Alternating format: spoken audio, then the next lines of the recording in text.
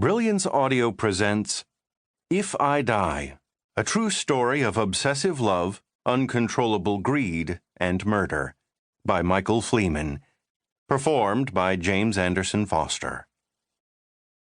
A car came to a stop on a lonely turnout above Lake Mojave, a long, narrow reservoir straddling the Nevada-Arizona border. In the cold winter moonlight, Stephen Vermilia and three companions piled out of the car after the 90-minute drive from Las Vegas, unloading their tackle boxes and poles for a long night of fishing for striped bass and catfish. They would have this part of the lake to themselves.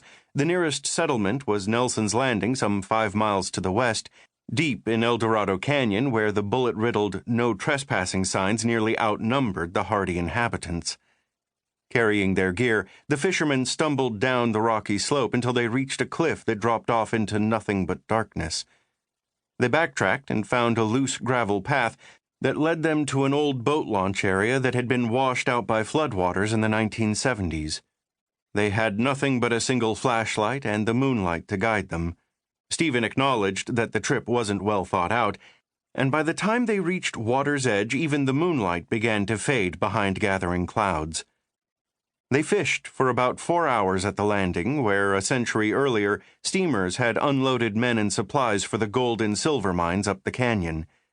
El Dorado was a boomtown in those days, larger, richer, and meaner than the dusty stopover on the desert floor that the Spanish explorers had named Las Vegas, the Meadows, for its oases. The notorious Indian outlaw Cuejo had lived and died in this wild canyon. His mummified body would be found in a cliffside cave, the leathery remains lying next to the watchman's badge belonging to one of the 20 people he was said to have murdered. But this night, January 21st, 1995, all was quiet and cool. A gentle rain began to fall. The fish weren't biting. It was so dark the men couldn't see the jagged mountains on the Arizona side of the lake. By 1 a.m., now Saturday, they were tired and cold. They packed up their gear and headed for home. The trek back proved to be tougher than the hike down. The 4 men walked in a tight, single-file line, with Vermilia at the front and a buddy behind him holding the flashlight. They stumbled and slipped on the steep, loose ground, basically stones and gravel on top of solid rock. They couldn't find the trail they took down, so they headed up a ravine. They were about halfway up the ravine when they spotted it. Stephen didn't even see it at first, focused as he was on the terrain in front of him, but the flashlight beam from behind him had caught it, just off to the right.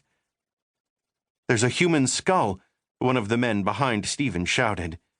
He thought they were teasing him. By now, the men were so uncomfortable that grim humor had set in.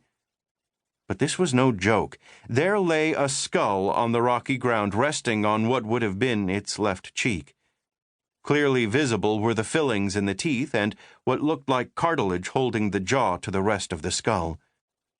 Stephen and 2 of the other men were trained military policemen from Nellis Air Force Base, north of Las Vegas. They knew enough not to touch it. The plan was to get home to Las Vegas and call the police.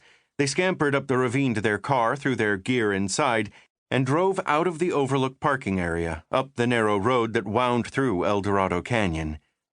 They never seriously considered stopping in Nelson's Landing to use a phone. There were no gas stations or stores, only the little houses and mobile homes, which didn't look inviting. On the way to the lake, they had seen a sign on a building that read, "Do not stop here."